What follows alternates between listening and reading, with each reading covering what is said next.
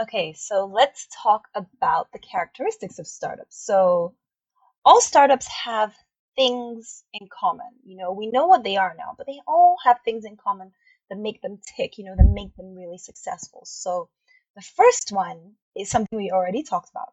Startups change how we do things. So think of a phone, you used to have a landline, and all of a sudden a startup came out, well, in quote, a startup came along and brought you a cell phone. And now you have this ability to make calls on the go, and which was never possible before, but you had to be trained on how to use a phone, a new type of phone. So you have to go from one state to another, and all startups require that change of state of how we do things.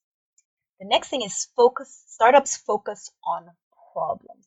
They are always looking at existing problems, existing ways that we do things, and trying to figure out how to make them better, right? So you're lost. Before you were lost, if you were abroad, you would have like a physical map where you were looking around and trying to find something.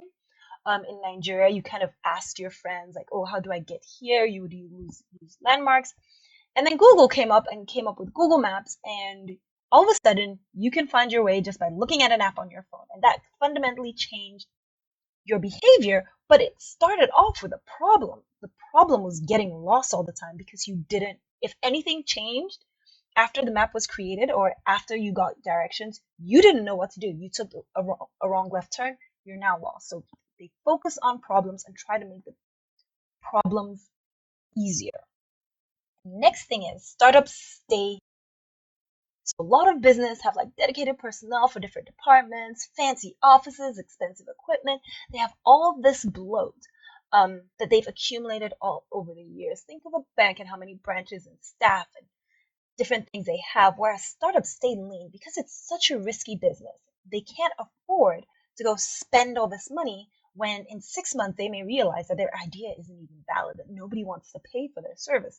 So they focus on the necessities only. This is where you have people doing multiple things. A lot of startups I know, like the founders are the ones who are coding, they're the ones who are doing the product development, they're also doing the business operations, they're cleaning the house, they don't even have an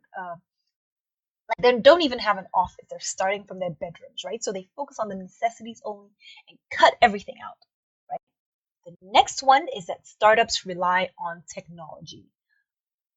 And before you start thinking about, I know I've put like fancy technology here, but technology is anything that takes one process and makes it slightly faster. A hoe in the hands of a farmer is technology. It doesn't need to be electronic. It doesn't need to be connected to the internet. It just means that it's a new way of doing things that improves an old way of doing things. Anything that falls into that category is technology, right? And startups rely on technology. So if a piece of technology it comes out today, then you can use it in your startup to make an existing process easier. An example I like to rely on is Uber. We didn't have smartphones before. So Uber in the 1990s or in the 1980s wouldn't have made any sense. You wouldn't be able to achieve the speed of booking, of charging, of all these things you would not have been able to accomplish them. Once that technology was now available and it was ubiquitous, meaning it was everywhere, they could rely on that technology to make the process of booking a cab easier, right? So startups rely on technology to change behavior, right? The next thing is startups focus on growth. Now, there are a lot of startups out there that don't even care if they make money today. Uber, my favorite example, is bleeding money. Amazon didn't declare profit for 7 years, you know, but all they focused on was acquiring as many customers and users as possible because they know once they hit a critical mass, then the numbers will just start to make sense, right? So they focus on how do we get more customers? How do we get more customers? And they're obsessed with that fast growth. And when we're in the chapter where we're talking about growth, I'll talk to you about the like hockey stick that investors love to see and how to achieve that kind of growth that startups love, right? So that's it for this module.